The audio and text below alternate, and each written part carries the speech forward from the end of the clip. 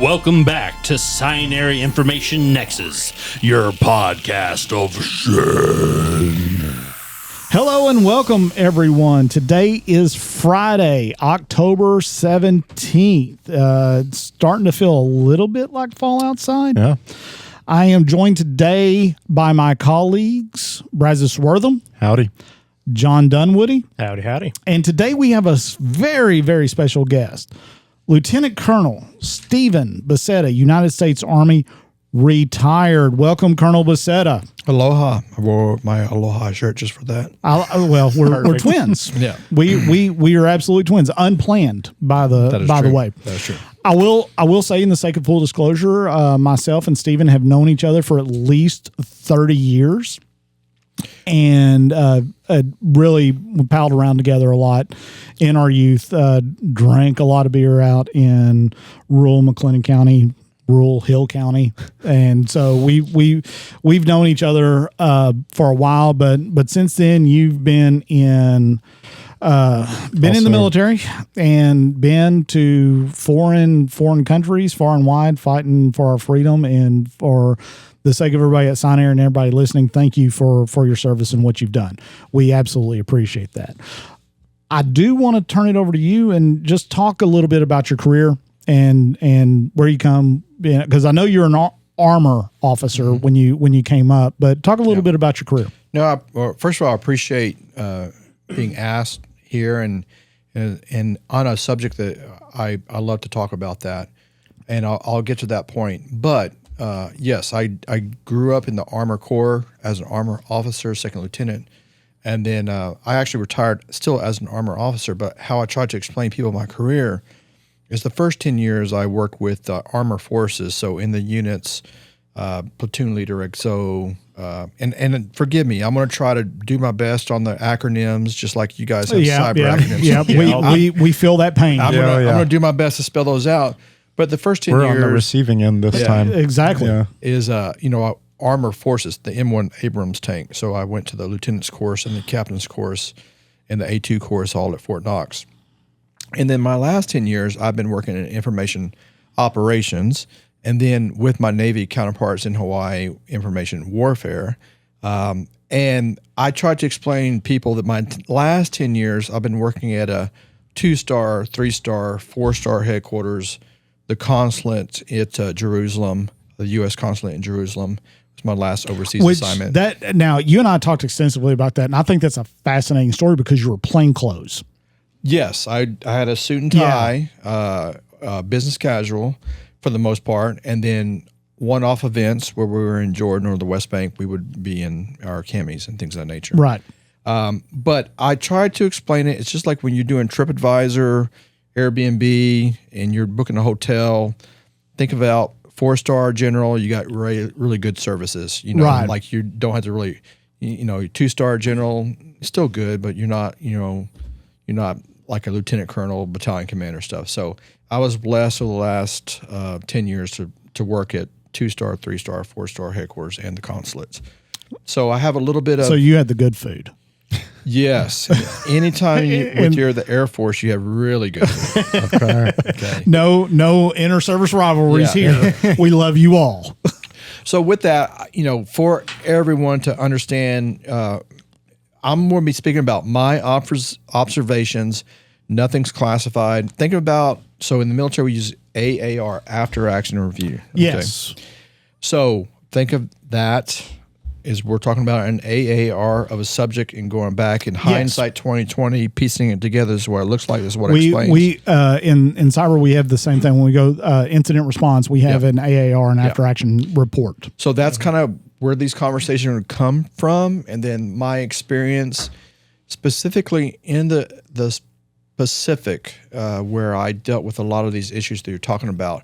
But I'm also a student, right? Mm-hmm. So we're blessed in the information age that we don't have to just go to the library and check out books anymore. Mm-hmm. Like what you do every day and what I can learn every day at the computer is you just got to go search for it. Yeah. Mm-hmm. And you got to learn from crisis to crisis. Exactly. And how do I apply that crisis to my circumstance? So I know you and I, when you were still in the service, you and I undertook a project. Now this is mid 2000. I want to say this was 2010, maybe 2011. ISIS was still a thing. Yes.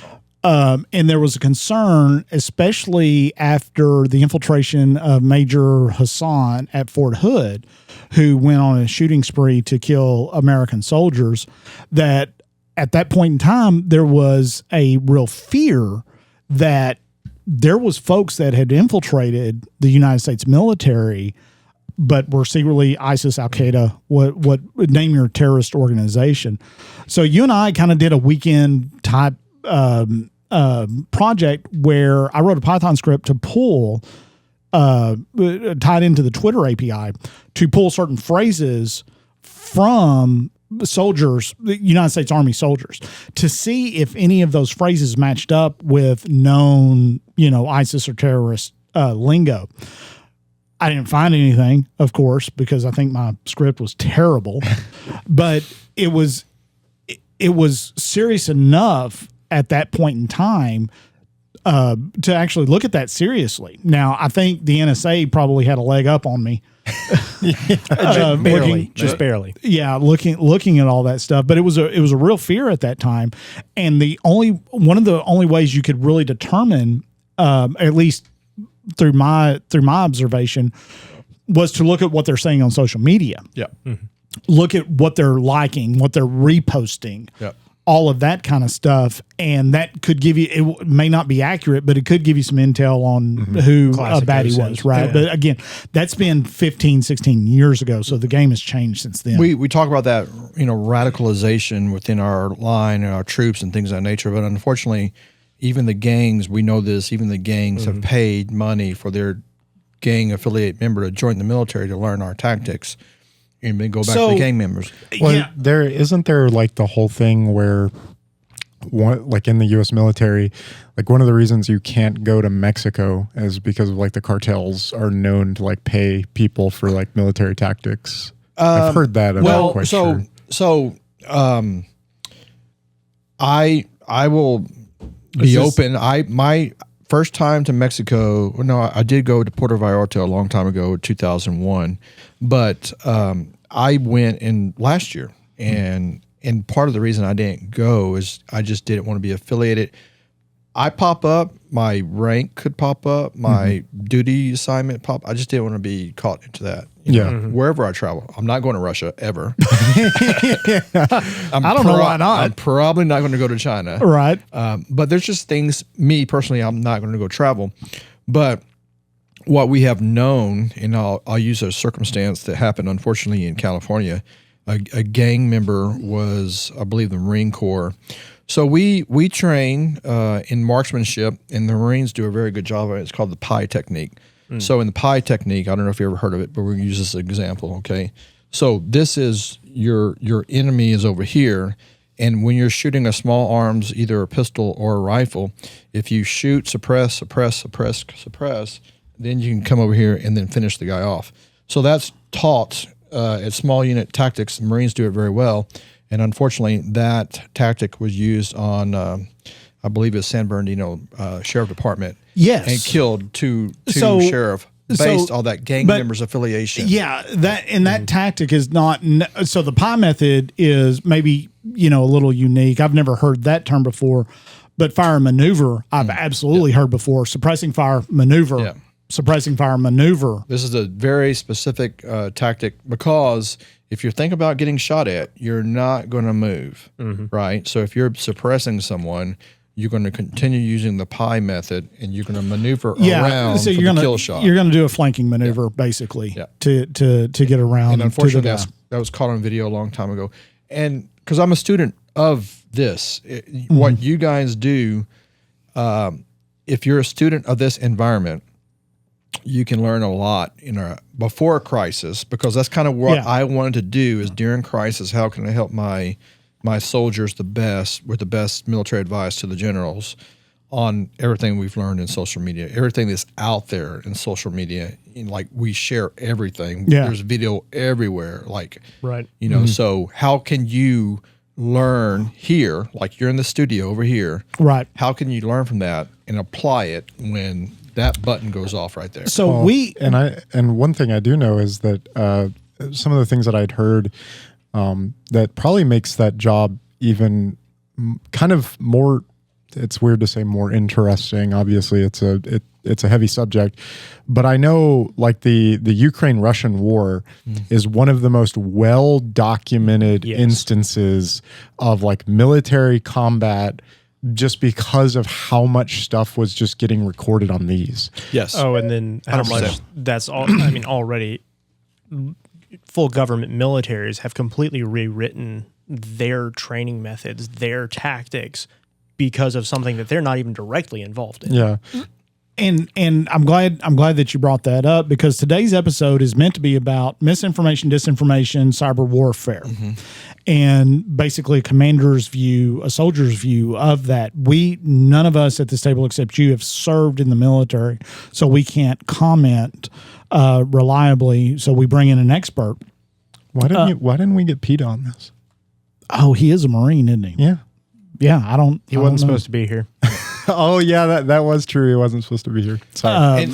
And I can talk in depth of any of those, and we'll go back to Ukraine, and I'll say this 100%. So I have full disclosure, I have a Twitter account, but it's not under my name, to monitor what's going on in Ukraine. Yeah. Because OSINT, that information is coming out. Back in the day, you had to be in a room like this and have a classified briefing. You're getting so much information on OSINT, on unclassified data, images, videos, live, that any government, like our government, we are learning about the techniques and tactics and the procedures that's going on in Ukraine right now. First of all, I'm going to call it a war, because that's what it is. You know, the conflict, action, whatever the media is portraying it as, it's full on war. Well, that depends. Are you Russian media or other? But everybody else? And we're going to get into that.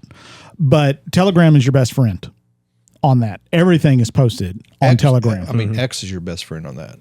Well, so if you want to get to the sources of the information, Telegram is the Eastern European standard for posting that kind of information. There's some really so Prigozhin, the guy that the Mercenary. Yeah, the mercenary that got blown out of the sky. Tried to attack Moscow, decided that was not a good idea, then got killed a few weeks later by a missile that shot his plane down. That's a whole look. It was an IFF issue. But that whole thing where he's basically bitching at the Russian high command, he posted that on Telegram. And so if you're following Telegram for the Russian-Ukrainian conflict, now I do, but I don't understand like half the stuff that's going on. I'll watch it just to see if there's any kind of major breaking thing that will occur. But what strikes me is, because of Telegram and because of how widely it's used in Ukraine and Russia, is the opportunity for misinformation, or as you pointed out at lunch, there's a difference between misinformation and disinformation. Yeah. Let's explain that difference. Yeah, so I think everybody needs to understand this, and I'll just use my mom as, she doesn't know she's spreading misinformation on social media, okay? But the textbook definition of misinformation and disinformation. Misinformation is, you're sharing something and it's just not accurate. You don't know you're sharing it, and it's just misinforming the target audience. Disinformation, an adversary, a person, or an organization deliberately puts something out there to be not true. It is nowhere close to being true.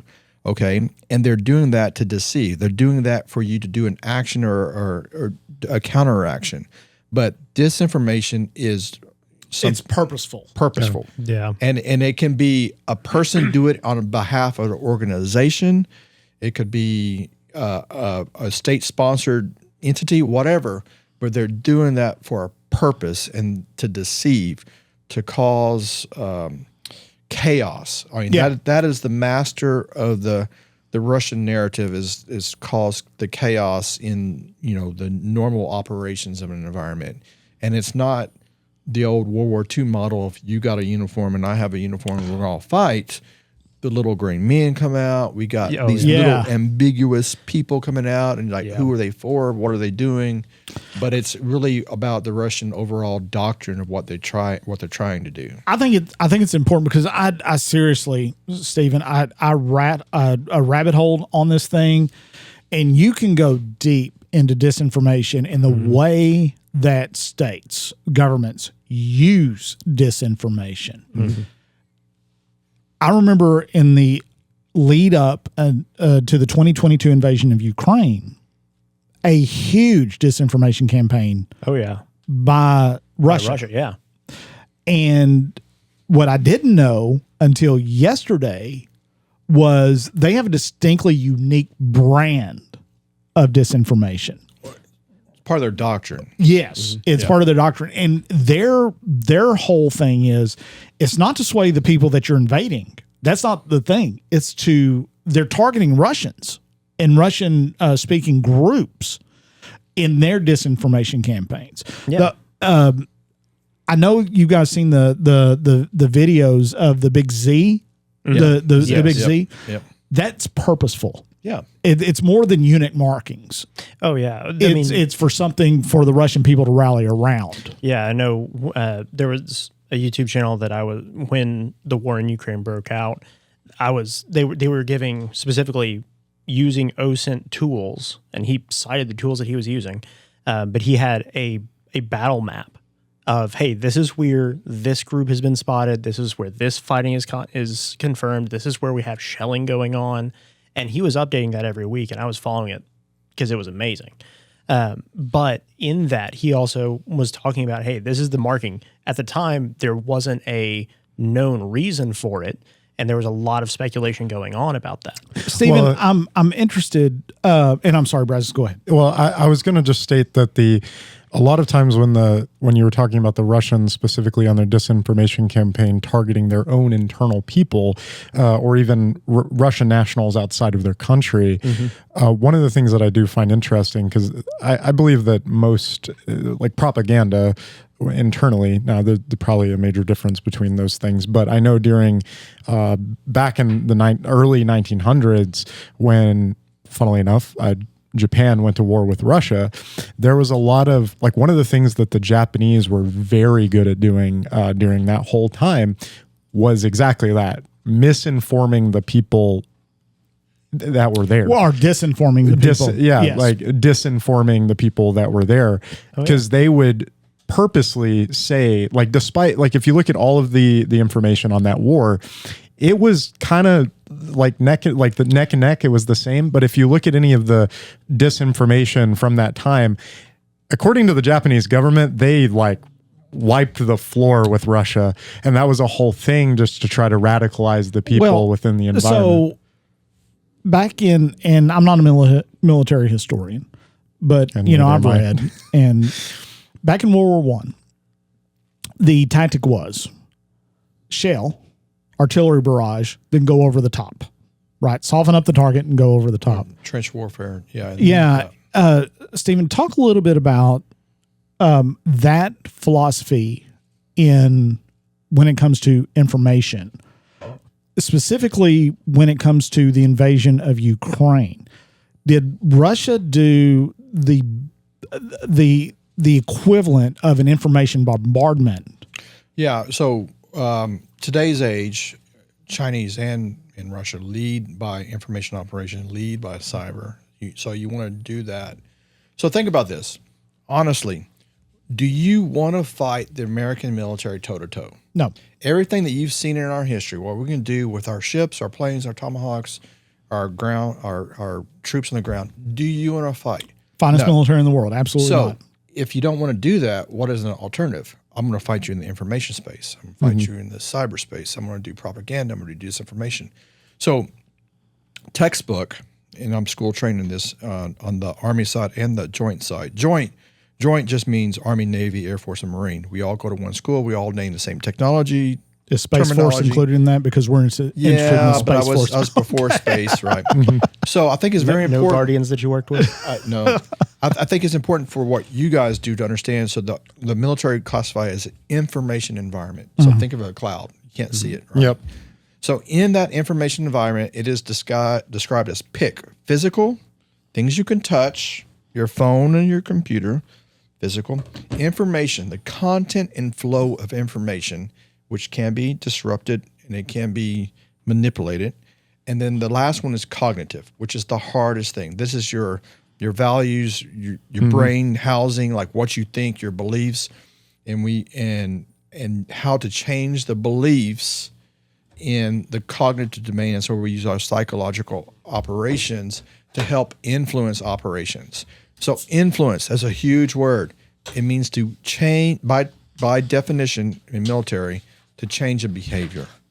So changing a behavior, you can do it two ways. The hard way, I'm just going to kill more of you until you get the idea. Or the soft way of like, I'm going to inject rock and roll, Clint Eastwood, and Coca-Cola, and we're going to win the Cold War. Yeah. Exactly. I'm so glad you cited that one because I was like, the Cold War method. Well, Yes. it's interesting because it's shown that one of the few ways to, like you were talking about the American military, is sway the public behind them. I mean, like Vietnam and all that. It's not to beat the American military flat out. It's, can we remove the support? Yes, Yeah. correct. So- Yep. In 2024, the government of Taiwan established Cognitive Warfare Research Center. So it's interesting that you said cognitive there. My understanding of that is that's battling the perception of what's coming in through social media, through YouTube, and to be honest with you, probably mainstream news as well. Because I'm old enough to remember Schwarzkopf calling a press conference before Desert Storm when it was still Desert Shield. This is 1991. It's not fall of 1990 going into the spring of 1991. January 1991 was Desert Storm. Schwarzkopf calling a press conference, having CNN, Fox, NBC, ABC, CBS basically saying, we're going to land Marines here.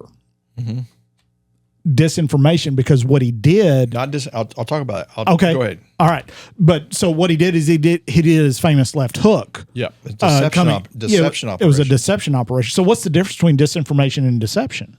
So disinformation you can use in a deception operation. So that right there is one of the classic scenarios, vignettes, if you will, on deception. So I did go to the deception course, Army, because you can go to the joint one, but the Army course. And there's two major vignettes that we talk about. Hitler in World War II, at the D-Day landing, and then Saddam Hussein. So you brought up Saddam Hussein, so let me paint the picture. We're going to go back. So I was not serving. I was almost a cadet at that time. But now looking at the whole thing, being school trained on it, we're going to play this back, okay? So everybody understands the difference. So what you're talking about is tactical deception. It's called, not tactical, military deception at the highest level, strategic theater. Right. Okay. And a small team like this will come together and they're going to make up a plan, and only them and the general and a few others are going to understand this plan. So the commanders in the field may not even know. No, they may not. But once the plan starts to execute, run, you have to inform somebody in that formation, which is another middle deck officer, that this is going to happen, so you don't have fratricide. So in this one, this is I mean, a beautiful playbook. So You want me to go where? I don't think so. so y'all might be too young for Desert Storm. Do you remember that? These two are. Okay. All right. So let me paint you the picture. So imagine this: you got all of Saddam Hussein's army in Kuwait, around Kuwait, on the oil fields, and then we have all these American troops on the Saudi Arabian side with our allies and partners. We have the British. We have everybody. Everybody there. Full coalition force. But we start to paint the picture because the deception operation says. Let me back up. Well, it was the same thing. Deception. It was the same thing with Patton and Calais. Yeah. And Normandy. And deception has to target a decision maker. Yeah. A decision maker has to act, not act, or delay his actions. So Hitler and Saddam Hussein are the same. Like they're dictators. Are you going to bring bad information to Hitler? No. Are you going to bring bad information to Saddam Hussein? Heck no. Okay.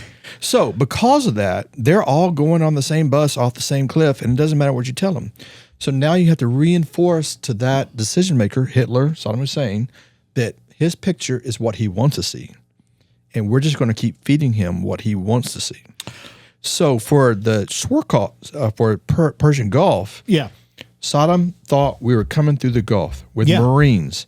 We're going to do an amphibious landing. Yes. So we just helped him with that picture. We just fed him more information. We even brought press crews out there. Well- he even went out there and says, look at our training. And to sell it, the Marines actually did land. They did land, but It was a small force. but that's part of the bigger plan.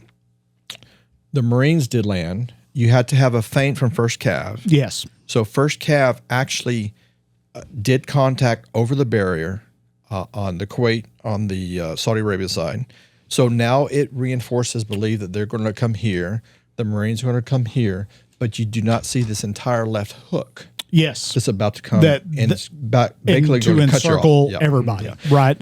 And so I'm interested. What are your thoughts about how often the military uses media outlets for disinformation and deception? So we, as the United States, do not.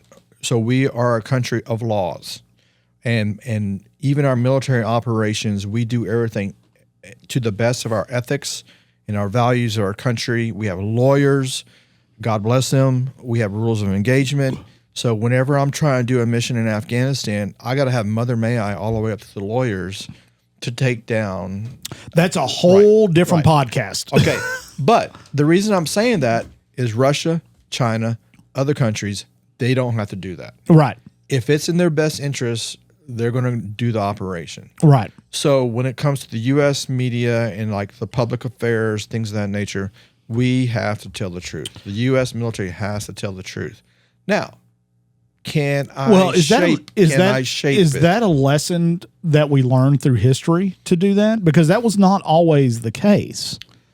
I would say in general, I mean, even through the Vietnam days, we've done the best of keeping the moral high ground. Let me just put it that way. Yeah. That's a way to put it. And always there's a bad apple. There's always these one-off things. But if you look at the history of the collection of the United States history and media, we're always doing our best to tell the truth. Right. Now, if I'm a deception planner, I'm going to use that to my and advantage. you guys are on my deception team, I can use that Yeah. and still tell the truth. A source high up So, in for the example- United States Army states. No. For example, it just happened because I've been on the backside of it. I don't understand what's going on. So with the bombers going into Israel to attack Iran, Yes. textbook 101 if you just let the media run with the story. So And they I followed that. So first of all, if you turn off your transponder on an aircraft or on, you're doing that. Or better yet, let the media see you take off. Yep. And then ask questions about it. It's like, Yep. no, we're going to Guam. So the media was focused over here Yes. and the attack was over Yeah. here. And if you're a military planner, it's like, why am I going to bomb from Guam? Doesn't make sense. Yeah. Right. Yeah. I know I'm not going to name the other place. I would bomb from there. Right. And they did. Diego Garcia. Yes. I'll and, name and, it. And then also from Missouri. Like everybody knows that those. How screwed up is that? The United States military can just take off from Missouri and be home in time for dinner. They can't. We can't. Yep. But don't mess with us. So I did, this information, this episode is about information warfare and cyber warfare. I do want to bring it back to that. Now, you presented me, Colonel Beseda, with this. It's a white paper from the War College. No classifications. No, Read it. There's no classification. Okay. I will say it is strategicstudiesinstitute.army.mil. This is available to download by anybody that goes to that website. From the War College. And Richard was from the War really College. hoping that he had something very unique to him, and he was just ready to just download everything and send it out to all of the this podcast that gets publicly posted where we exactly. Look, Exactly. And Steven knows me. I'll fold under pressure. You put me under bright lights, I'm out and everybody. I don't care. He's like, yeah, he did it. He did it. He brought it to me. I don't know what it is, but this is available to download, and the title of it is Chinese People's Liberation Army and Information Warfare.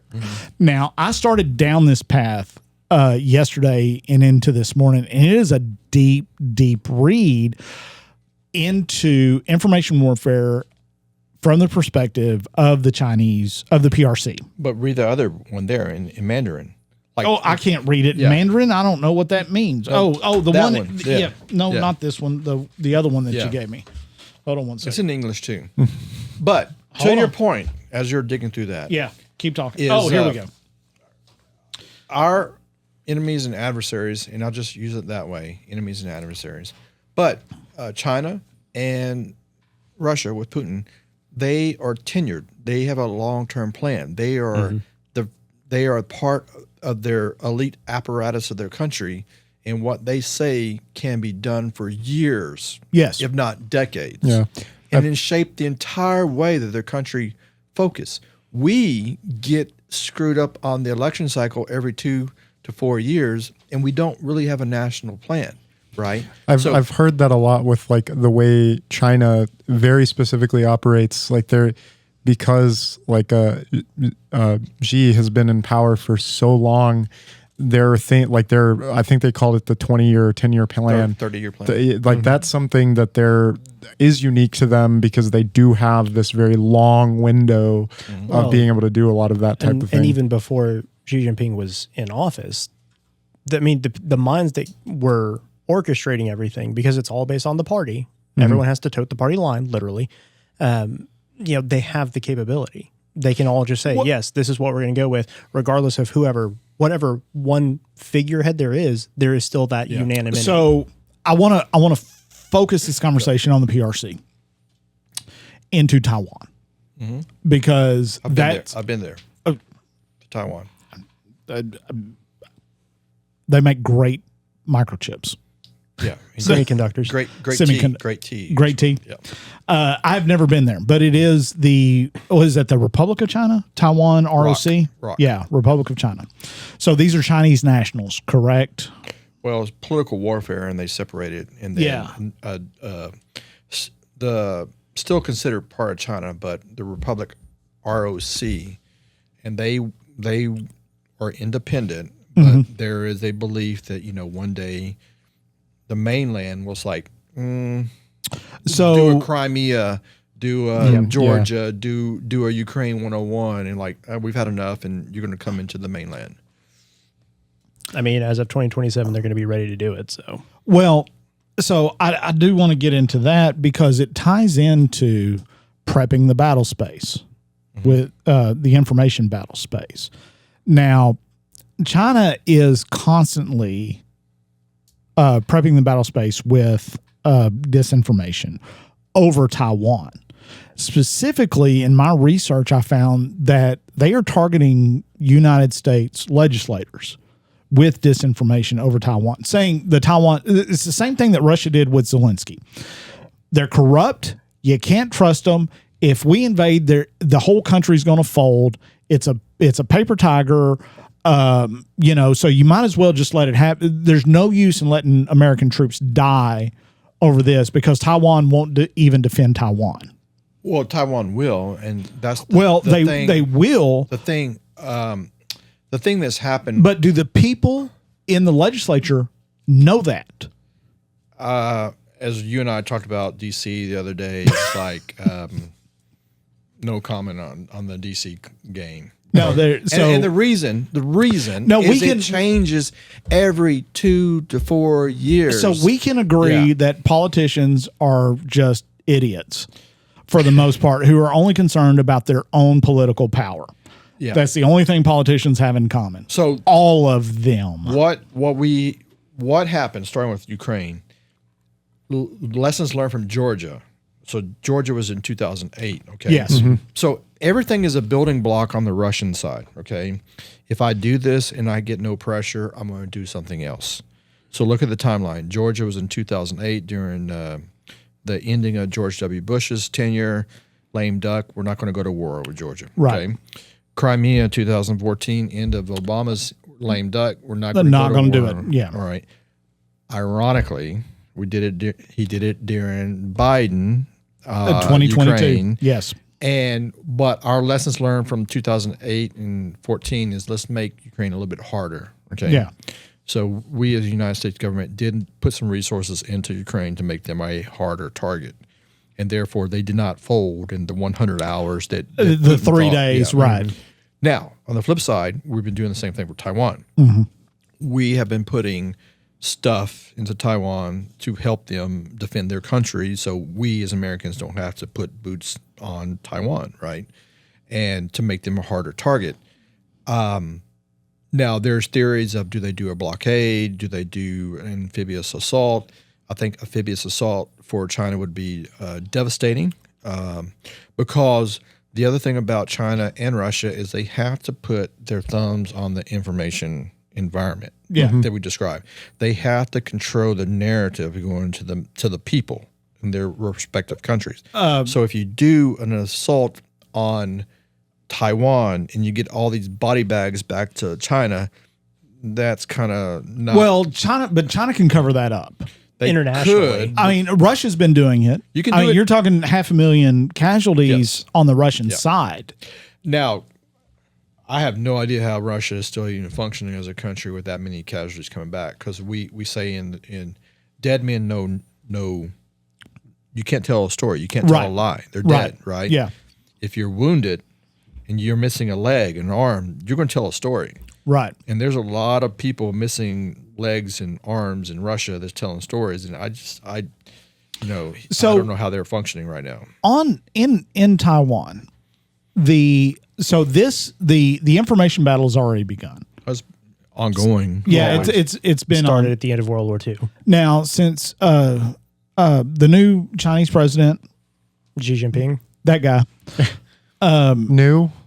Yeah. Well, He's been there for a while. yeah. Xi. Winnie the Pooh? Since he's been in power, I've noticed an amplification in rhetoric over Taiwan. Oh, we've seen it. I mean, And we've seen incursions into Taiwan's territorial waters or whatever by Chinese boats. Now, if I'm a strategist in China, my goal is to get Taiwan to fold without firing a shot. correct. That's their old school doctrine. That's the Sun Tzu thing, Yeah. right? Defeat the enemy without conflict. But so that has to happen in the information space. or blockade. You can technically blockade the island and not get any more resources in there, but that's going to be a long process. So let's go down that rabbit hole. Yeah. Let's go down the rabbit hole of a blockade. The United States could break up that blockade. That's going But- to take some physical military intervention. I think the biggest problem that they're going to run into is how do they frame that in an information space? Because there's a lot of commerce that goes through Taiwan with other countries. You can't blockade Taiwan and say,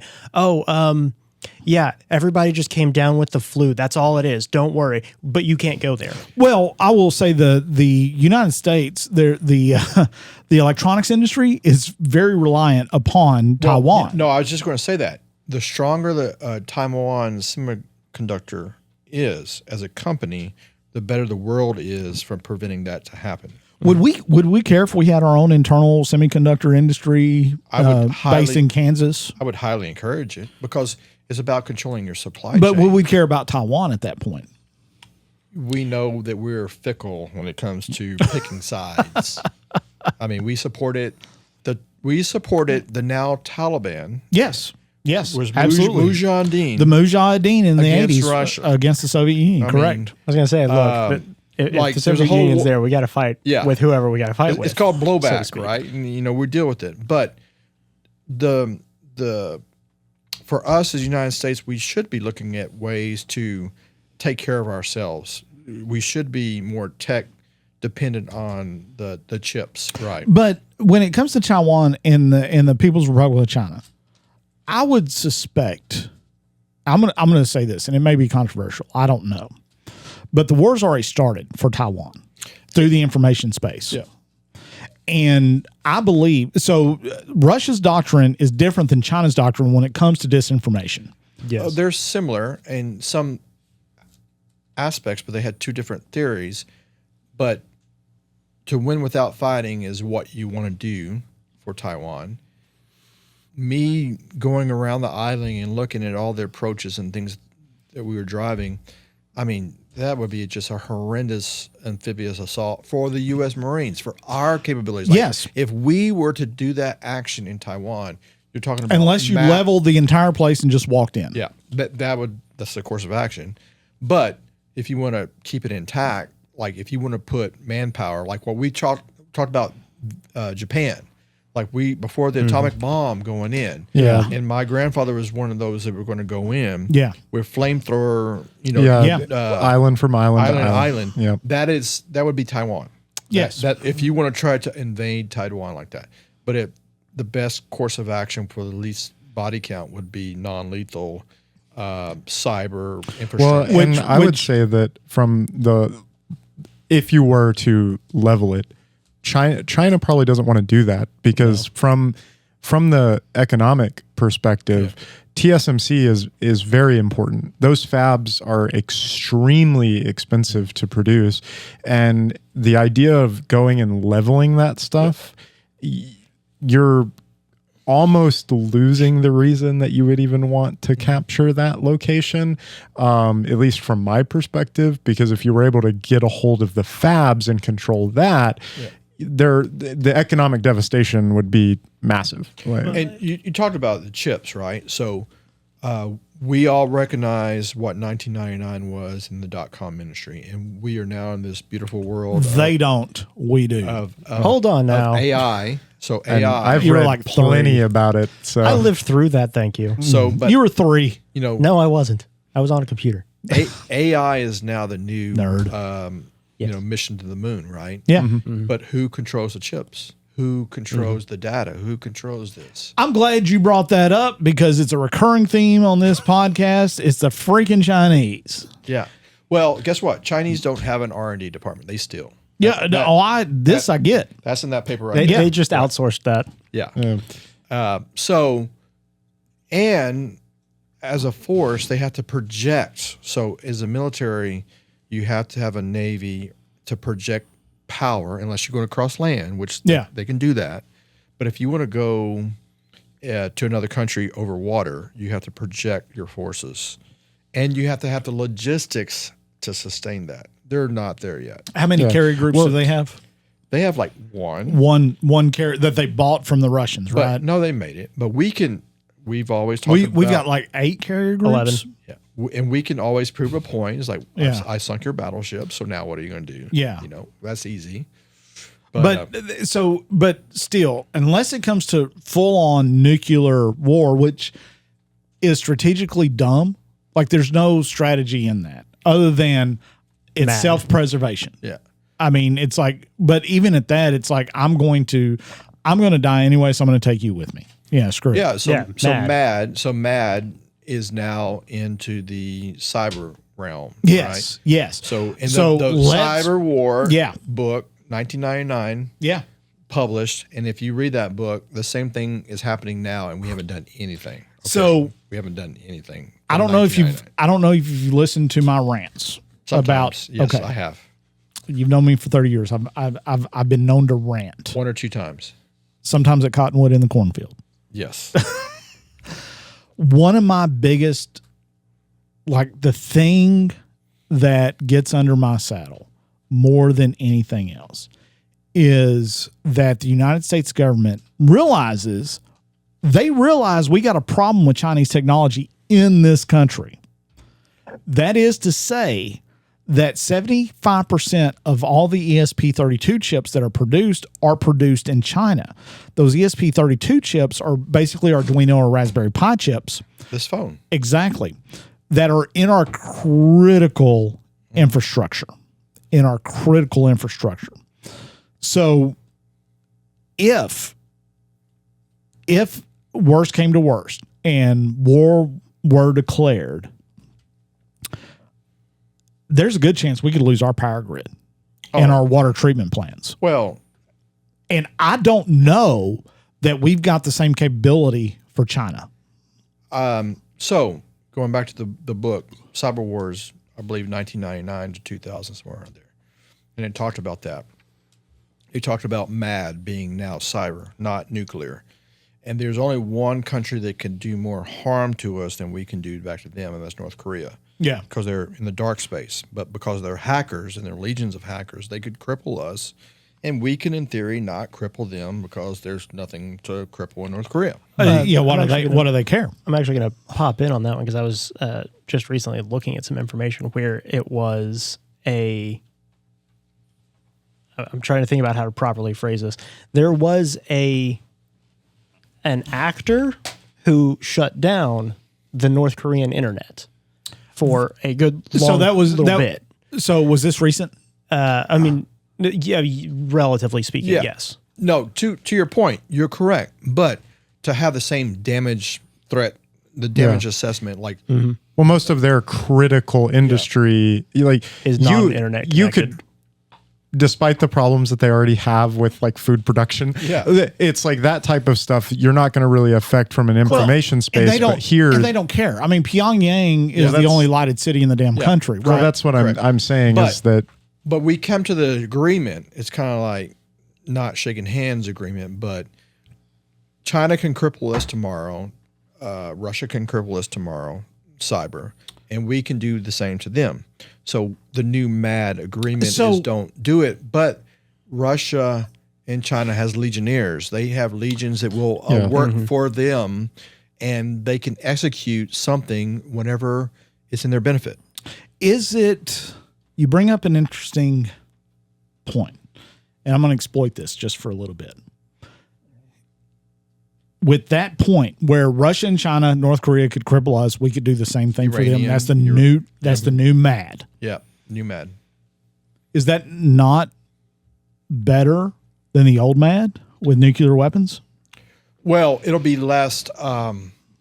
Less cost This of is life. my observation and opinion on this. We would have less deaths, but the deaths would be a longer process. Yeah. So, for example, if you decide to turn out the lights in New York City, like whoever Yeah. decided that today's the day, you got a 0 day in New York City, you're going down. Tell me how long the gangs of New York will survive being dark. So How long will the economy survive in New York if they were shut down for a period of time? you and hours? I know that we got friends that are waiting for that day to happen because they're prepared. Well, maybe, But in New York. maybe in Those- Texas, but yeah. not in New York, right? Right. yeah, and I mean, even in Yeah. spaces in Texas, the technology has been so ingrained in people for so long. And I will even go as far to say is even the people that are like preppers, like, so let's take, again, fairly young, but like I'm just talking about Bobby Don. well, I'm saying like even my parents, like who are older folks that grew up in a time where when out where we live, there wasn't much to the effect of electricity and water and all that stuff where they knew how to do a lot of things manually. That knowledge is gone.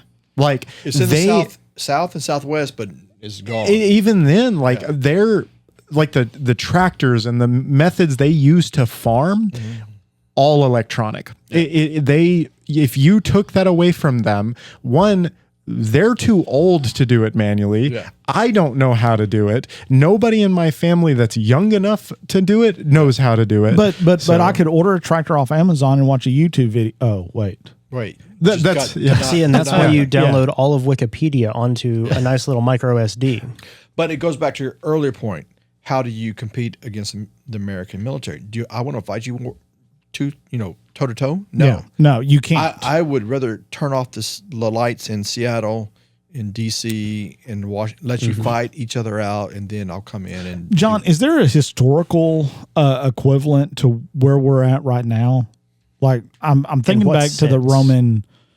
Roman Empire when they were trying to conquer, the Teutons and Teutons. Well, I mean, Teutonbergs, I think every empire the has, Germans. The Teuton. Okay, so you're thinking of the Gauls. Yeah, the Gauls. Aren't they French? Well, that's yes, but the whole collective thing was Gauls. Yes, even the Germanic ones. all the great empires have overextended Yes. and they've imploded Yes. over time. Well, and the United States, as far as I'm concerned, has not we haven't, except for the Spanish American War, where we claimed the Philippines, Puerto Rico, and all of those. But even now, the Philippines are back in Philippines' hands.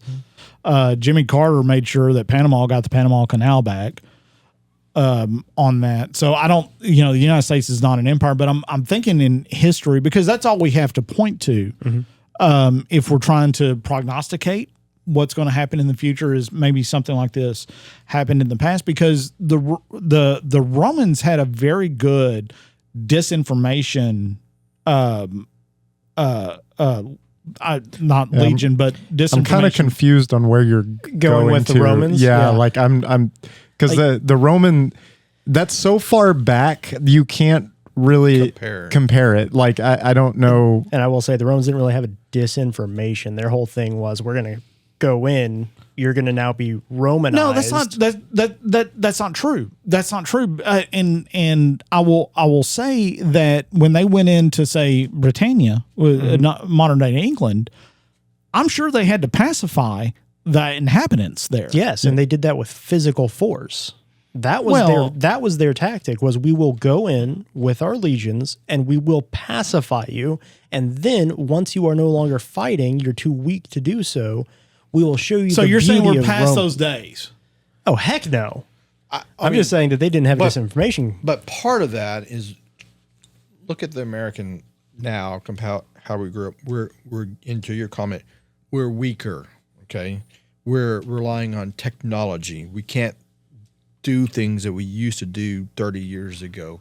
We're relying too much on technology. Weaker. I will counter with that. We're not as self-reliant. Correct. 100%. Yeah. Yeah. And Chinese technology is embedded in everything that we do.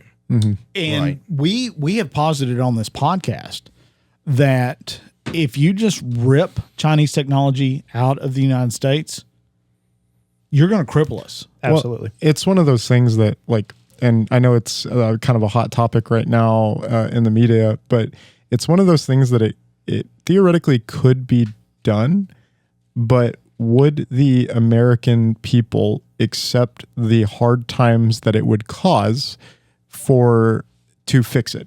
So if you look at Argentina, which is a great example of this, the Argentinian government in many cases knew exactly what their problem was. And there's been multiple reforms to try to fix that, the latest being Malay.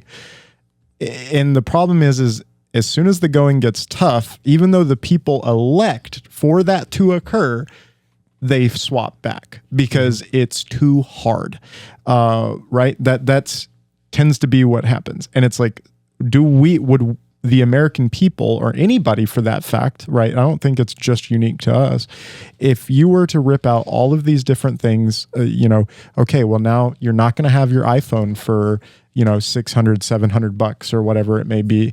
You're going to have to spend $3,000, basically making it where the only people that could afford it are those politicians and very rich people, right? It would be a very, very tough time. And I'm not sure if that in its current state, people would be willing to accept it. Stephen, which could point to the whole disinformation and everything else as well, too. Look into your crystal ball, your military commander's crystal ball, and tell me how the issue of Taiwan is resolved.